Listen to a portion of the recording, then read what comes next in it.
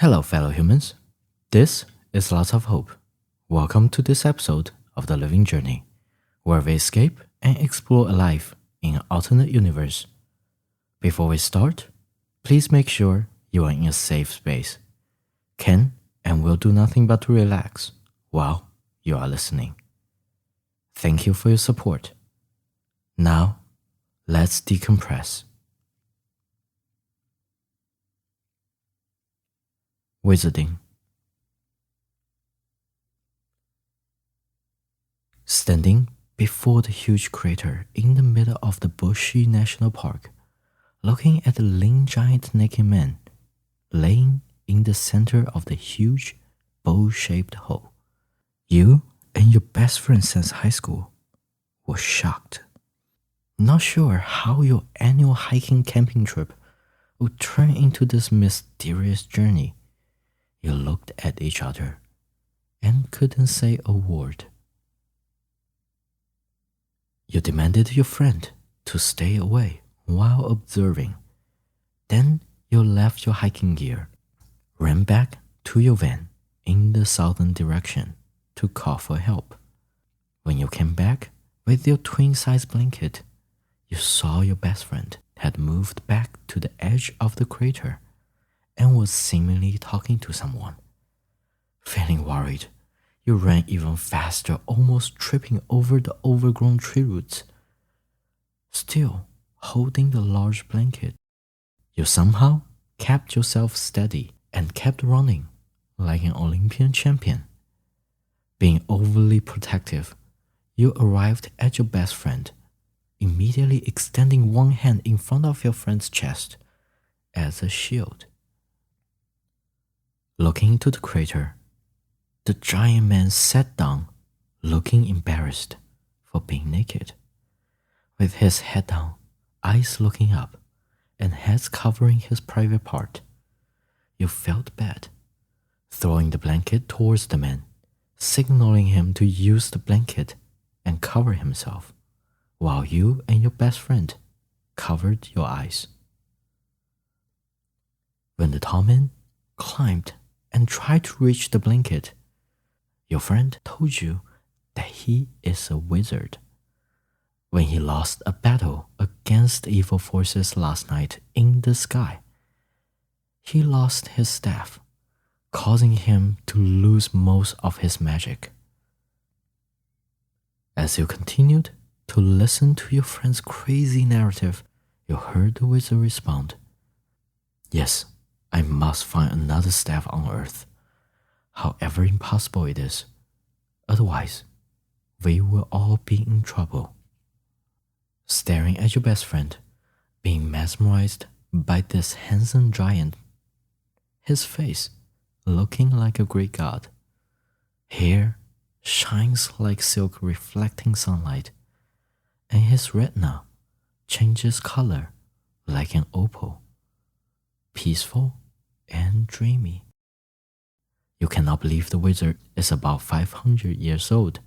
The giant worn your blanket like a long skirt, floating up off the crater, and tells you that he remembers old myth, guiding him towards the north for a new staff. Don't know how to deny your eyes and the fact of the height, the floating ability, and the giant crater.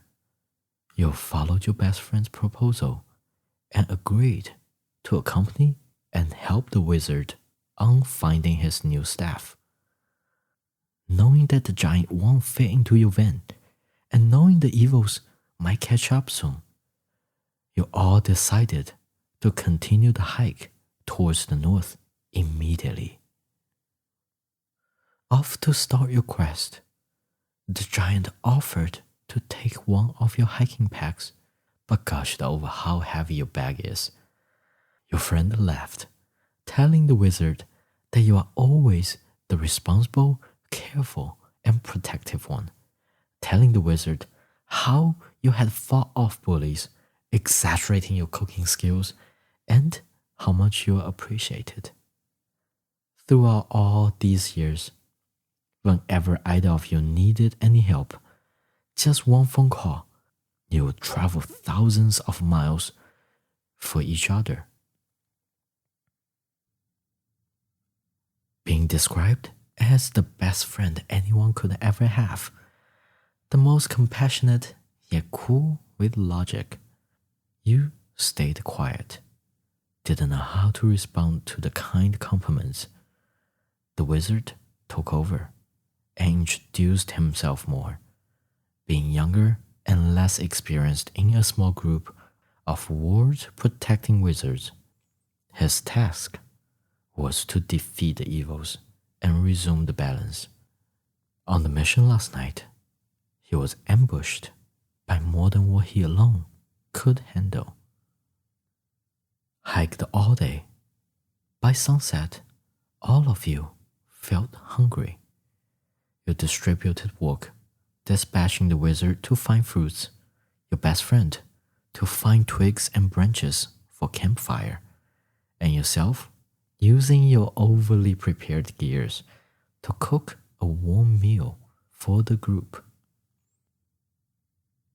You stayed vigilant, setting your cooking site far away from the camping site, going back and forth from a hiding place to the fire, checking on the food while remembering how much time it needed to heat up the food, making sure if the evils pursued the wizard, you all would have time to escape.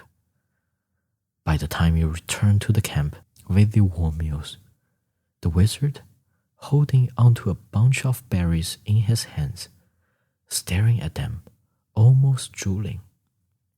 He had delivered piles of various fresh natural produce, comparing them to your industrially produced beef stew sitting in the aluminum foil container. You somehow felt self-conscious. Your friend sitting next to him, leaning the head against the strong bicep, braiding twigs and branches onto your carbon fiber walking sticks. You felt happy that your friend had kept the talent for arts and crafts, even after retiring from art, changing careers to be a boring office manager. Your friend never gave up the passion for dreams. Seeing you coming back, the wizard proudly announced that while you were searching for the magical staff, your friend was making the walking staff for him, and your best friend paused breathing and showed you that all the berries that he had collected, telling you that his stomach had been growling in hunger, but he refused to eat them until you returned. Feeling appreciated, you smiled and joked that your place had been replaced by the wizard. The wizard panicked, and your best friend calmed him down. Relax, haha, nobody can replace my bestie. My best friend is irreplaceable. That dinner was fun. Under the full moonlight, the stars sparkled with the singing of the wizard, and you danced with your friends after everyone had enjoyed the food that made you feel self-conscious. Looking up at your friend and the wizard, the peacefulness and the joy in their faces removed all your worries from life and the exhaustion from work. You know in your heart that the reason why your friend insisted on your annual trips is not only to affirm your friendship, but also for you to decompress. Each time you hear your friend talk about you fighting off the bullies, you remember clearly that it was your friend who always initiated the help to help the weaker ones. You were only riding on the ship of bravery that was sailed out by your friend. And you also admired the wizard's bravery, learning and fighting the evils all by himself. He never needed any help, even when the danger is insurmountable. Looking at his naked torso, There are so many cuts and healed wounds all over. Yet, he is so gentle and nice. As your friend leaning on him, falling asleep, he just hums his favorite lullabies, calming and soothing your friend into sleep. Looking at him smiling, you signal to him that he should sleep for a bit while you stay alert for the first third of the night. And he agreed, closing his otherworldly eyes. Being awake in the nature, under the bright moonlight, you felt calm. Yet knowing there might be potential danger, you started to strategize about whatever might happen. Listening to the gentle breathing sound from your friends and the crackling fire, you almost nodded off. But your responsible mind woke you up. You took a deep breath and decided to walk around to confirm the safety. Walking around the bushes, you kept stepping onto different twigs and branches. So as you walked, you kept bending down and picking them up. You had seen your friend braiding the temporary staff. You started to put together more parts of the staff, even though your skill for crafting is not as impressive. By the time you woke up the wizard for his shift, you had mastered the technique. The portion of the staff that you made had grown from immature to almost professional. Feeling so touched, the wizard got on his knees and got close to your face and hugged you. Although the staff was mostly braided, you, being overly prepared for everything, found ropes in your gear bags and securely tied the whole staff together. Although flimsy it might look, the wizard said, "This might be the first staff found on Earth since before maybe I was born. Thank you. Thank you so much." Seeing the wizard take the staff, standing with the staff, with the whole structure being supported by 4-jointed carbon fiber walking sticks, it is surprisingly steady. And at the perfect height, the wizard admitted that his feet had actually been extremely sore. This friendship staff would be the most suitable aid. With happiness that you had helped someone, especially the wizard who is extremely brave and righteous. He is so kind that he is almost like an innocent child. You felt peace and fell asleep, laying next to your best friend. When you woke up the next morning, your head was leaning on Wizard's arm. It felt like you had never slept so well. You told your best friend, who is decorating the staff with more earthy materials, that you haven't had a night's sleep that felt so good, almost like you slept on a mattress that made you float. The lower back and the knee had no soreness, and the nostril felt unobstructed. While giggling and showing you how the bottom part of the staff was reinforced by the mud that magically solidified, your friend also showed the flowers that grew out of the mud, then telling you, "So I think his magic is coming back with more rest, because since I woke up and he fell asleep, I was finishing the staff had been glowing, resulting in all the flowers to bloom, and you were indeed floating in your sleep this whole time, only landing on the wizard's arm before you woke up." Feeling so spectacular, you looked at the wizard and smiled. For the first time in a long while, you haven't felt such relief and the happiness after you woke up. Like you had hiked so far that all your stress had been left in the world behind. Feeling so fortunate that you had made a new friend with your best friend, you started to prepare for breakfast and were ready to hike further north to find the magical staff.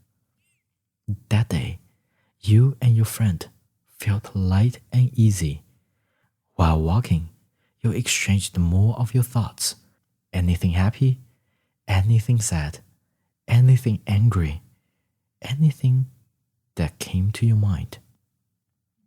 With clear and fresh point of view, your wizard and your friend both gave you a new perspective for life, focusing on your life instead of how others perceive your life to be.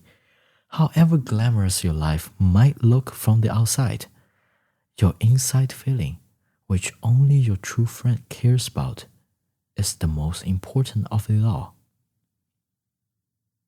We would only want you to be happy. The smile you showed me when you gave me the almost finished staff was so beautiful.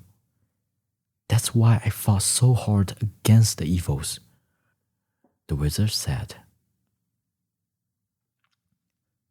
With the possibility of his magic returning after he rested and recovered, your perspective floated with your steps, floating higher and higher, no longer stepping on the national park soils. All three of you walked as you floated. Seeing the whole grand endless national park exposed underneath you, you felt so very wonderful. So wonderful that even after walking all day above the trees, your feet didn't feel sore, and the shoulders that carried heavy backpacks didn't even feel the heavy weight. By the dinner time, you repeated the same tasks, as your friend and your wizard collecting twigs, branches, and fruits. You walked far away and found a discreet place to cook. Vigilantly, you waited in the bush for the stew packs to heat up. Suddenly, you heard some footsteps. A couple of thin-cloaked giants walking towards the fire. You could sense darkness and evil from them. Knowing that you were in danger, you quickly rushed back to your camping ground, avoiding making noise by not stepping on the twigs and branches. Seeing you running back empty-handed, like seeing you running away after fighting the bullies back when you were young. Your friend quickly understood what had happened, grabbing your two heavy bags and quickly notifying the wizard, who was further away. With an unbelievable amount of tacit understanding, you ran towards your friend, took one bag off those hands, putting the bag on the shoulders, and were ready to run away. But the wizard stepped towards the danger. For that, he was not willing to leave the staff you and your friend made for him. Understanding the sentimental value of the gift, you tried to run towards the staff and help the wizard to reclaim the staff. In a loud scream by your friend, you realized the cloaked evils had arrived behind you. In desperation, you continued your motion of bending down, gripping onto the staff, and throwing the staff as far as you could towards the wizard. However, the long staff didn't get thrown far. It was so long that the trees surrounding you obstructed the parabola, and the staff landed amongst the leaves.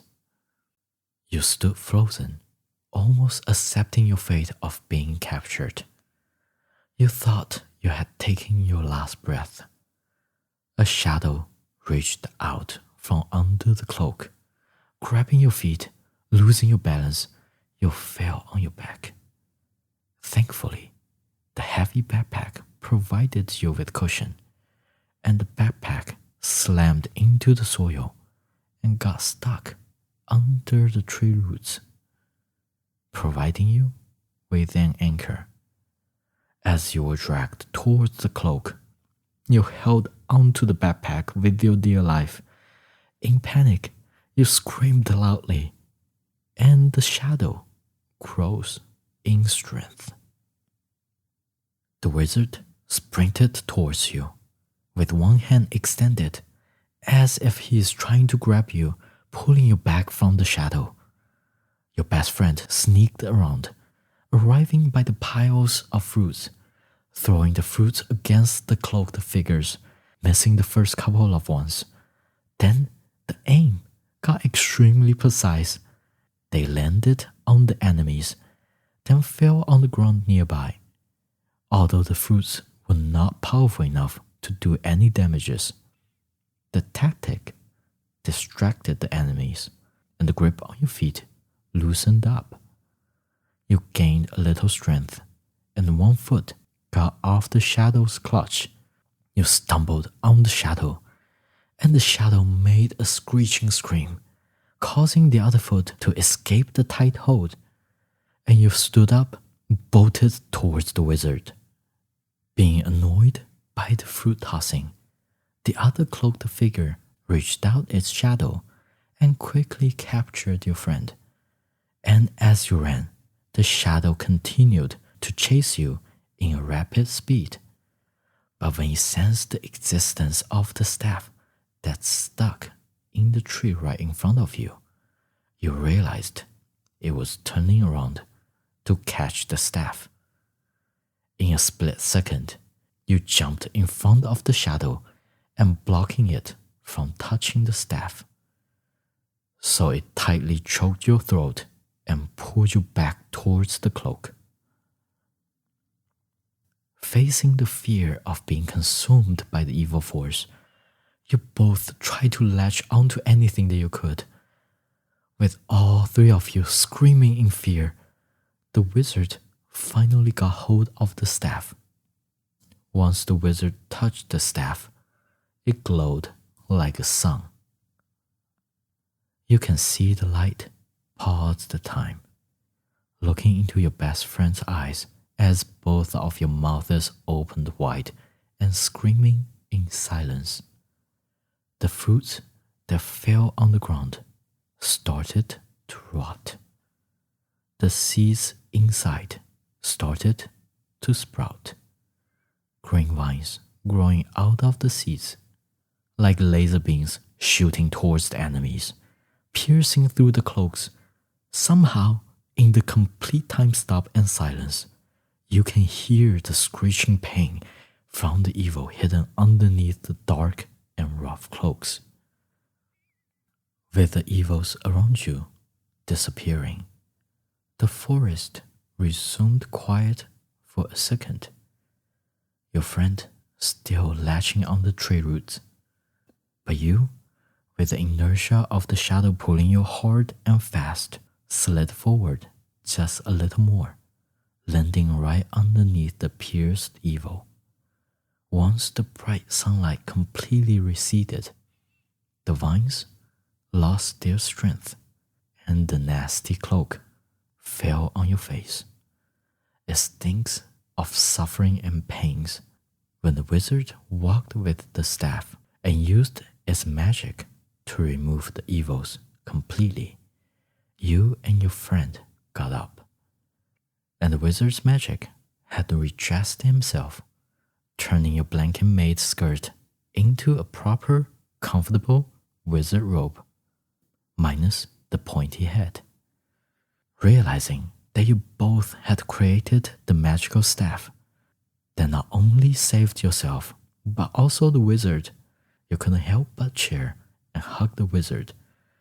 In the wizard's magical laughter, you three were transported back into the crater.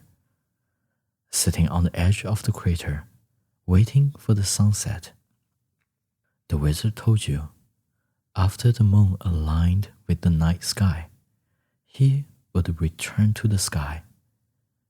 Although he would be away from you guys, he would be watching over his two special friends, protecting and supporting them from far away, spending the night chatting, singing, telling jokes, and sharing the love of friendship After you fell asleep, the wizard smiled at your comforting and soothing sleepy face. With the sound of your best friend thanking you and the wizard in the dream, the wizard floated back into the center of the crater, dressing in the robe transformed from your blanket and holding the friendship staff in his hand. Your wizard turned into a bright beam of light, shooting back into the sky like a reverse comet, leaving only the crater to prove his arrival and the journey on Earth. Although nobody will ever believe your adventure, with your friend and wizard's encouragement, you stopped caring for other people's opinion. The next morning, you and your best friend were woken up by the siren. The SOS call that you had placed just arrived.